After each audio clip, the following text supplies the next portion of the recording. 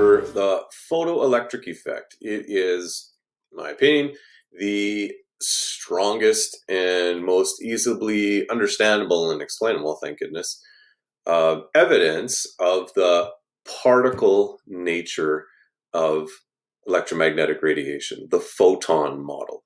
So it's a theme that goes all the way through electromagnetic radiation. First, we learn about the wave nature of EMR, and then the particle nature of EMR.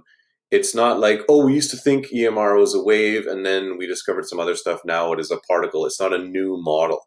EMR has a dual nature. It sometimes behaves like a wave and only can be explained by using a wave model, and it sometimes behaves like a particle, and behaviors that can only be explained imagining it as a series of photons. So photoelectric effect is the emission of electrons when metal is illuminated by short wavelengths of light. So there we've got a picture of a charged up electroscope. So let's say the electroscope is charged negatively, and therefore it's got an excess of electrons. It's got a negative plate on there, a negatively charged plate, then metal plate attached to the top instead of a knob. Metal plate just because it's got a bigger surface area that you can shine a light on. And what happens when you shine a light on that plate, the leads from the electroscope, then if they were before, when they're both charged negatively, they're separated. When you turn on the light and you shine it on the metal surface, the leads go back to parallel to each other, indicating that those electrons have then been lost by the electroscope due to the presence of the light. The emitted electrons are called photoelectrons, and they're not any different than any normal electrons. They have been emitted from a metal surface through the because of the interaction of light. So we call them photoelectrons. So here we've got a picture of basically a cathode ray tube. We've got a negatively charged cathode here. We've got a power supply and a positively charged anode. And you don't worry about the incoming photons yet. Like we've seen this before, where if you crank up the potential difference on the power supply, you will eventually build up a big enough potential difference between the negative plate and the positive plate here that electrons will jump the gap from the negative cathode to the positive anode, and then you'll get the circuit completed. You'll be able to detect current flowing through the circuit with the ammeter. But what you can do is to demonstrate the photoelectric effect. This is called a phototube. You turn down the potential difference on the power supply so that the current drops to zero. And then what you do is shine some EMR, usually short wavelength light, on the cathode. And what will happen is, so the electrons inside the cathode will absorb some of the energy from the electromagnetic radiation, then will be ejected from the surface of the metal and then travel to the positive collector there, and then you would register a current in the ammeter. So when you turn on the light, you get a current in the ammeter. When you turn off the light, the current in the ammeter drops to zero. There are certain details about the nature of this photoelectric effect that cannot be explained by the wave model, and we'll go over the details and why the wave model is insufficient.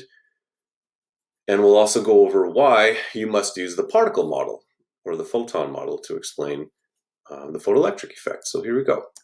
So number one, low frequency or red light will not cause the ejection of electrons no matter what the intensity. So no matter how bright, you can have a dim, let's say red bulb on the light, nothing happens. You can increase the brightness. So brighter and brighter and brighter and brighter. So like you're squinting practically, it's really bright.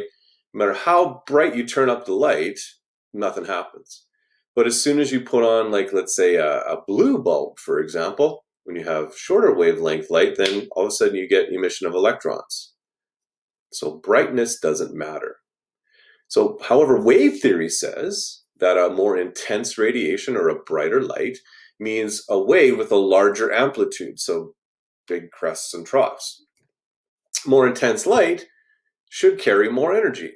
because a bigger amplitude wave carries a lot more energy than a small amplitude wave. Think about a tidal wave, like a big wave that you can surf on, versus a little ripple. Like the tidal wave carries a lot more energy than the little ripple because of the difference in amplitude. So modeling light as a wave, the brightness of the light should really matter, and who cares about the color? Color just is the different wavelength. However, if you use the photon model, low frequency radiation will have low energy photons. So given our equation, what we learned last time, E equals HF, the energy of a photon, is directly proportional to the frequency. So low frequency light have low energy photons. Higher frequency light have higher energy photons. And that can be, we've sort of seen that in everyday life, where now it's not done anymore with developing pictures, because now we have digital pictures, but when you just take pictures with film, like you've maybe seen in the movies, where you have, people developing film in a dark room, and they're dipping the film in different chemicals and hanging them up to dry, and then it exposes the film, all that kind of stuff. Well, have you ever seen that? What color is the light inside a dark room when you turn on the light? And the answer is it's red. It's a red light. And that makes sense because red light photons don't carry enough energy to expose the film.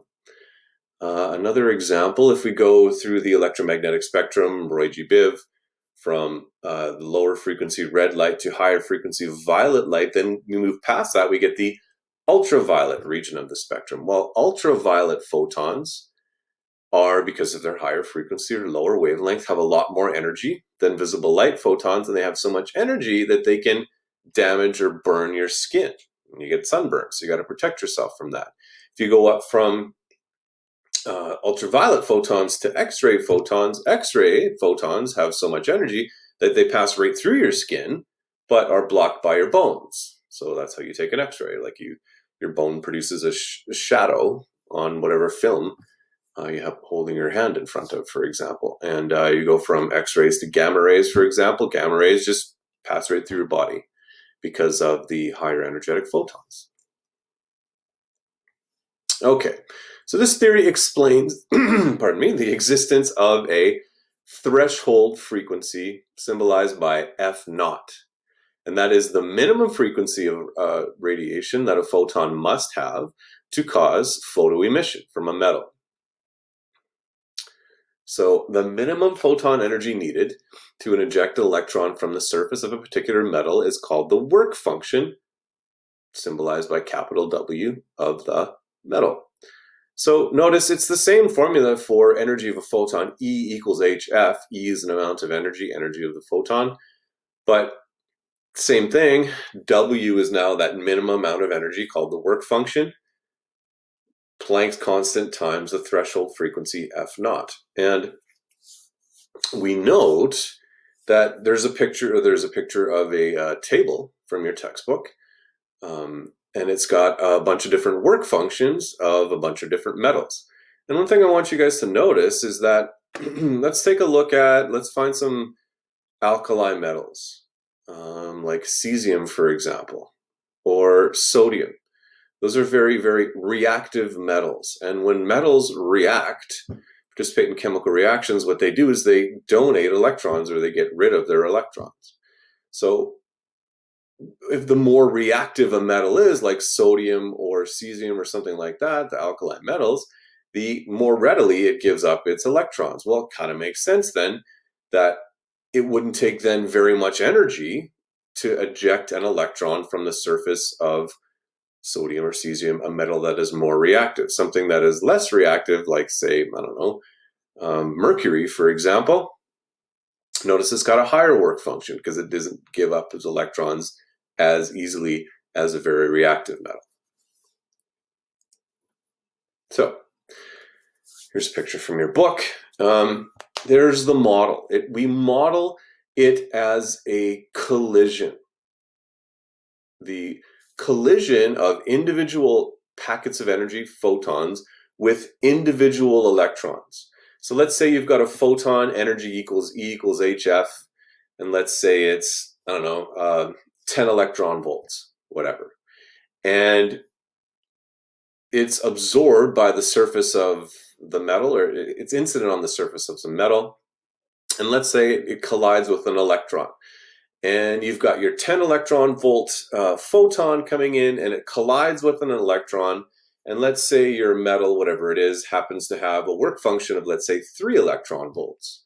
So it takes a minimum energy of 3 electron volts to eject an electron from the surface of the metal. So if you got a 10 electron volt photon and it hits a electron, and it takes 3 electron volts to get it to the surface of the metal so it can escape, then it's going to have 7 electron volts of kinetic energy left over. So that's what it says up there. The kinetic energy of the electron equals the difference between the photon energy and the work function. So my photon energy, I just made up an example, 10 electron volts, for example. Photon, or the work function of the metal was 3, and the difference between the two, 7 electron volts of kinetic energy left over. If the energy of the photon, let's say, was only 2 electron volts, and it was incident on a surface that had a 3 electron volt work function, then no emission would take place. No electrons would be ejected. So that photon has to meet that minimum amount of energy so that the electron can then escape the metal. So here's an example of what I was just finished talking about there. Here you've got potassium, 2 electron volts needed to eject an electron. So that's the work function of the potassium, a sample of potassium. So you've got red light photons, relatively long wavelength, low energy, only 1.77 electron volts of energy. Well, for potassium, you need a minimum of 2 electron volts. So you're going to have no electrons being ejected by that red light. But then you move up to, let's say, the green end or region of the spectrum, where you've got a little bit shorter wavelength, thus higher energy photons. So what's going to happen is that the 2.25 electron volt photon will strike an electron inside the metal. It takes 2 electron volts to get to the surface and escape the metal. So the electron's only going to have 0.25 electron volts of kinetic energy left over. And we'll do an example problem in a second where you can then find the speed. You can convert the 0.25 electron volts to joules. And then we know the mass of an electron because it's on your data sheet, 9.11 times 10 to the negative 31 kilograms. And you can then figure out how fast the electron would be going. We go up to a higher energy photon, so 3.1 electron volts, lower wavelength. So 3.1 minus 2, then you're going to have 1.1 electron volt of kinetic energy left over, and that will result in a greater speed of the ejected electron. Okay, surprising discovery number 2. Electrons were emitted immediately. There's no time lag. So according to the wave theory, you have an electron in there, and you have a wave, an electromagnetic wave, according to Maxwell's model, consists of alternating electric and magnetic fields. So electric field component should accelerate the electron from the surface of the metal, because electric fields act on charged particles. So if your light wasn't bright enough, all you'd have to do is just shine the light on the metal for a longer period of time, and eventually the electron would gather enough energy, receive enough energy from the EMR. Eventually it would escape. However, that you could shine a red light or a light that has less energetic photons than the work function, you could shine it on there for forever and nothing would ever happen. However, as soon as you get above that threshold frequency, then boom, immediately you get electrons being ejected. So if we model the mechanism of electron ejection as single photons involved with single collisions with individual electrons, then it's an all or nothing kind of a thing. Either the collision has enough energy for the electron to escape the metal, or it doesn't. Number 3, increasing the intensity of the light, in other words, the brightness of the light, increased the number of photoelectrons emitted, but not their maximum kinetic energy. Okay, so again, a brighter light should carry more energy, so you got a larger amplitude wave.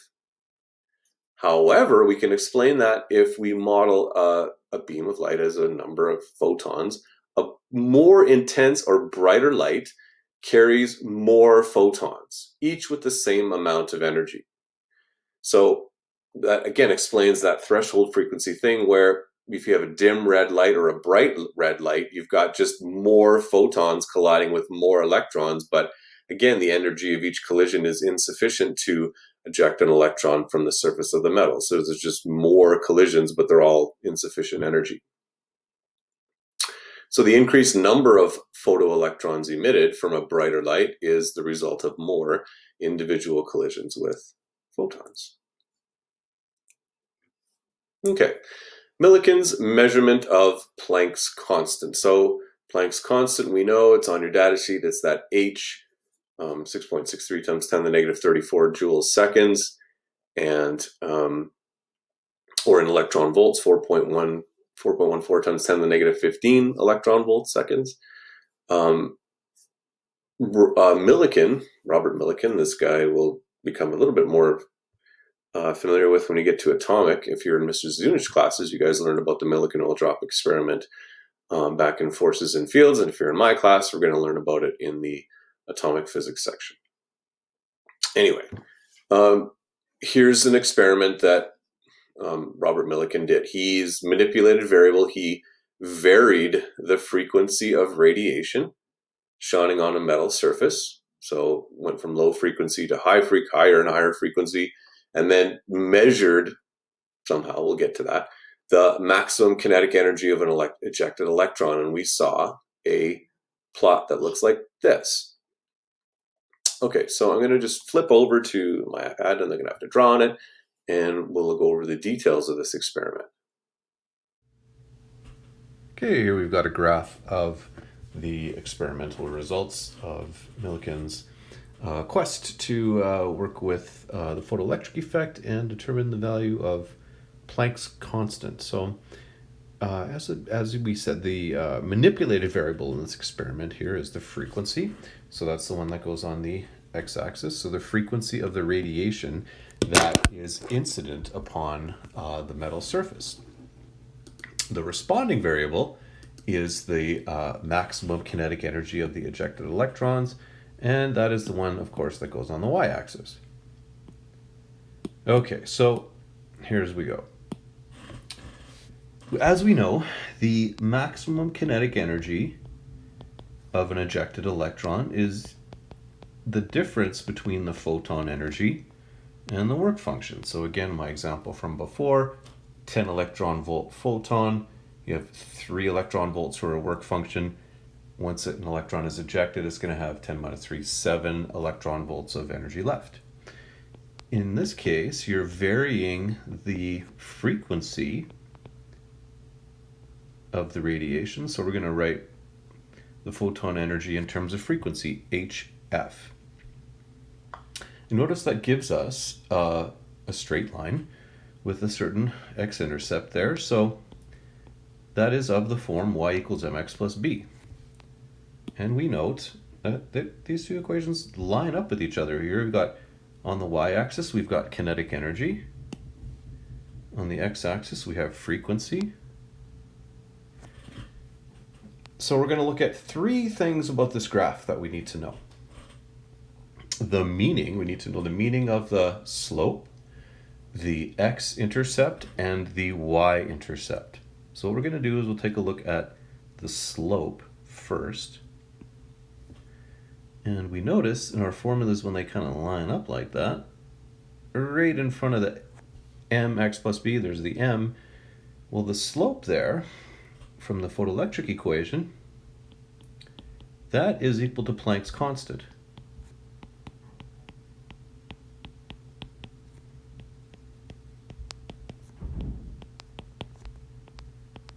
H. Now let's take a look at the value or the meaning of the x-intercept. X-intercept right here. It is the value of frequency of radiation that will cause electrons to be ejected. So we note that below that frequency, no electrons are ejected because the kinetic energy is zero, they're not escaping the metal. Whereas above that frequency, then you get electrons with ever increasing kinetic energy. So we called that, we had a name for that before, that was the threshold frequency. So the meaning of the x-intercept there is the threshold frequency, symbolized by F naught. Now for the y-intercept,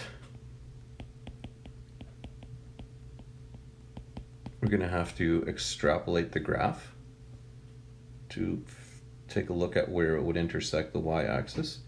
So these would be negative values of kinetic energy. It doesn't really make sense sort of physically, like you can't have negative kinetic energy, but that's zero. Anything above zero, we got positive values. Anything below zero would have negative values. So if we extrapolate the line, where it's going to intersect the axis would be right here. Well, that, whoops, oh boy. That is the value of the work function, that's actually the negative of the work function. Because there's negative signs down there. That's the amount of energy it would take to have an electron escape the surface of the metal. So y-intercept of this graph is the work function. So three important things to remember: slope, Planck's constant, x-intercept is the threshold frequency, and the y-intercept is the work function. Okay, so we see here that different metals with different work functions will all have their own threshold frequency. So we see we've got different metals here: cesium, potassium, calcium, magnesium, mercury. And we notice the cesium, potassium. Well, first of all of these metals, what we notice is that the slopes of the lines of the kinetic energy versus frequency graph, they're all the same. Because remember, slope is Planck's constant. So we're all going to have the same slope. The more reactive a metal is, like cesium or potassium, the lower the work function. So that kind of makes sense. So the line is just sort of shifted over. You get a horizontal translation here for you math fans. Low threshold frequency versus, let's say, a less reactive metal like mercury or magnesium, for example, would have a higher threshold frequency.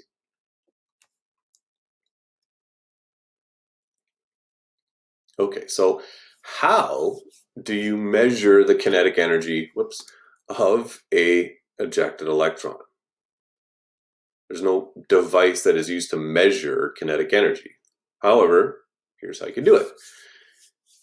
Analogy I like to make is, let's say you want to, you throw a ball up into the air and you want to determine what's the kinetic energy of the ball just as it leaves your hand. So there's no way to measure that kinetic energy. However, what you can do is you can throw the ball. Let's say you're in a classroom or something like that where you've got a relatively high ceiling, and you could throw the ball up into the air till it just reaches a certain height where it stops and it just reaches the ceiling. It barely touches it and then it falls back down. Well, what you can do is, we know from energy conversion that when you throw something up into the air, it's got kinetic energy, and as it rises up into the air and it slows down and then stops, that kinetic energy that it had when it left my hand is now all converted to gravitational potential energy. And you can find out what that value is, because if we know the distance from my hand to the ceiling, we can measure that height. So we have height.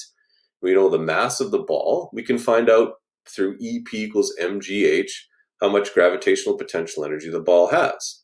If we assume that all of that gravitational potential energy came from the kinetic energy when it left my hand, let's say you throw it up into the air and you calculate it has 20 joules of potential energy when it hits the ceiling.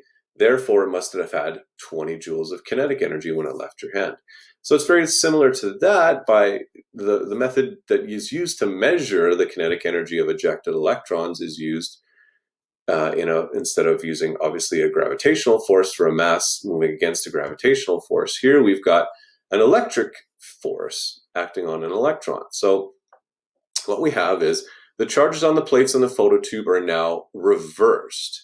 So you've got your incoming photons. Now the photons are incident on the positive electrode, and then the electrons are traveling towards the negative electrode. So the electrons are now repelled by this negatively charged collector, and they're pulled back to the positive plate. So in the same way, if I throw a ball up into the air, the ball is the ball is experiencing a downward gravitational force. Gravity is doing work against the ball. Whereas for this, the electrons are experiencing a electric force, and they're being sort of pulled back down to the positive plate. So the electric field does work on each electron, opposing its motion and decreasing its kinetic energy in the same way. So at some voltage, called the stopping potential, no electrons have enough kinetic energy to reach the collector. So what you do in your phototube is you take your potential difference and you right now, if you're in your phototube, if you've got the more positive you make this plate, the more negative you make this plate by adjusting that potential difference we had back here. The picture is just worth going all the way back, probably. So instead of your power supply being hooked up where this is positive, this is negative, now you just reverse the electrodes. Now this is positive and this is negative. So what you do is you, on your power supply, slowly turn up the potential difference. So less and less and less and less electrons will be able to make it across the gap to the collector. And that's another important point I forgot to point out, where not every single electron has the same amount of kinetic energy once it is ejected. Some have more, some have less. So electrons that are orbiting atoms that are right at the surface of the metal, when they're struck by a photon, they're going to get that maximum amount of kinetic energy because they don't have to pass by a bunch of atoms to escape the surface of the metal. So ones that are deeper inside the metal, let's say you've got a photon traveling through, and we know the atoms are really far apart compared to their size. So let's say an electron gets struck that is orbiting an atom that's like, say, 50 atoms below the surface. Well, it's got to get past those 50 atoms to get up to the surface and escape the metal. So it's going to have a little bit less kinetic energy than an electron that was orbiting an atom that's on the surface of the metal. Anyway, so you turn up your potential difference such that the number of electrons reaching the collector plate gets less and less and less and less, and you can't see these electrons obviously, but you can detect the electrons with the ammeter. So when you turn up your potential difference, less electrons reaching the collector means the current is going to go down and down and down and down as registered by the ammeter. So what you do is you crank up the potential difference so that the current just stops to zero. That potential difference is called the stopping potential. It stops the electrons from reaching the collector. So that means that that most energetic electron, using the analogy throwing a ball up in the air, throw it up into the air, it reaches that ejected from the positive plate, it slows down, and just stops, and then turns back around and falls down. In the same way, when you throw a ball up into the air, just stops at the ceiling and then turns around and falls back down. So that QV is the amount of energy that is converted from kinetic energy when the electron is ejected from the metal to not a gravitational potential energy, but electric potential energy when it just stops at the collector and then sort of falls back down. Here we have an example. Ultraviolet light of wavelength 120 nanometers is used to illuminate a magnesium surface for which the work function is 3.68 electron volts. Determine the maximum speed of electrons emitted from the magnesium. Okay, so what we're going to do is we're going to find out that maximum value of kinetic energy. It's the photon energy minus the work function. In this case, we are given the wavelength of the photon. So we're going to use h over lambda to calculate the photon energy. We're going to use the Planck's constant with electron volts, because our work function is given in electron volts. So Hc, 3 times 10 to the 8, wavelength 120 nanometers, 1.20 times 10 to the negative 7 meters, minus 3.68 electron volts, you get that maximum kinetic energy to be 6.67 electron volts. Okay, well, in order to determine the speed, we don't want the energy in electron volts, we want it in joules. So we'll do a little conversion factor. For every electron volt, that is equivalent to 1.60 times 10 to the negative 19 joules. So the EVs cancel and our little conversion factor here. And our electron kinetic energy in joules is 1.0672 times 10 to the negative 18 joules. So now that we have the kinetic energy of the electrons in joules, we can find out the speed because we know the mass of an electron because that's on our data sheet.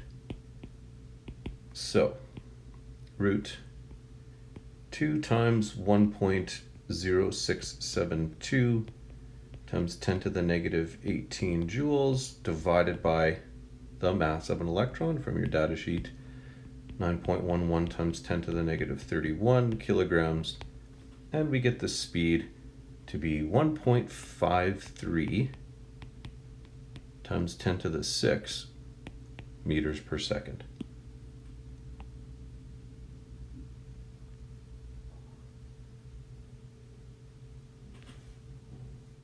Okay, that's it for the photoelectric effect. Some textbook questions for you guys to work on. That's it. See you guys next time.